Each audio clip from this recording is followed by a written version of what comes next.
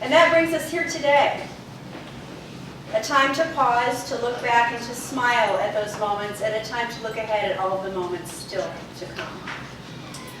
Chris and Elizabeth, we're here today to support you, to be proud of you, to hope with you, and to remind you that love isn't happily ever after. Love is the experience of writing your story. It is not one moment, not even this moment. It's every moment. Big ones, like saying I love you, getting engaged, and now in this moment getting married. But mostly it's a million little ones that come in between the big moments.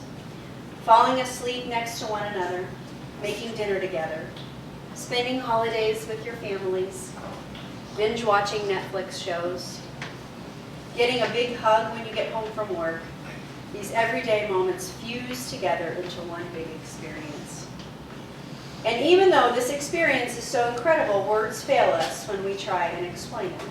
That's just the way it is with love. It's meant to be felt, not described.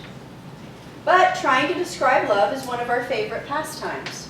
We use the words we have to write stories and poems and songs about love, and even though we describe them in different ways, and even though love can look different from one person to the next, we all know it when we see it, and we see it here. So today we have some words from Elizabeth and Chris about their love for each other.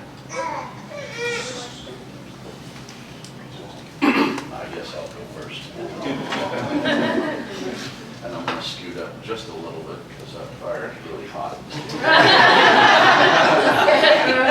She likes that.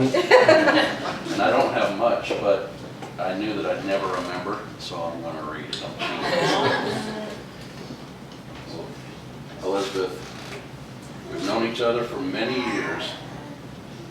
If there's one part of my life that I could change, it would be to rewind 30 years, marry you, raise a family with you, and live happily ever after with you. But since I cannot go back in time, the next best thing is that I finally get to have you as my wife, to laugh with, to cook with, take adventures with, and to love. You make me a better person, and I truly hope that I can bring happiness to you for the rest of our days. Thank you for being my best friend, my soulmate, and now my wife.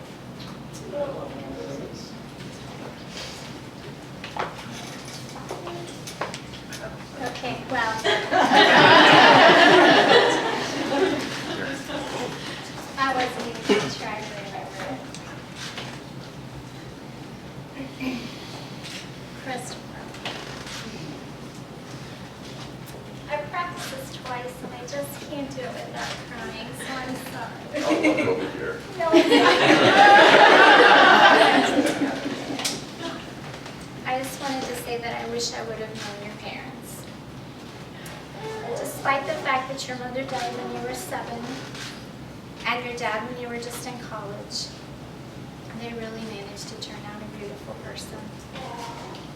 And I would have loved to hear your laugh in them and find your wit and your temper, your gentleness and your patience, your kindness and those puppy dog eyes you get, your determination and your positive attitude.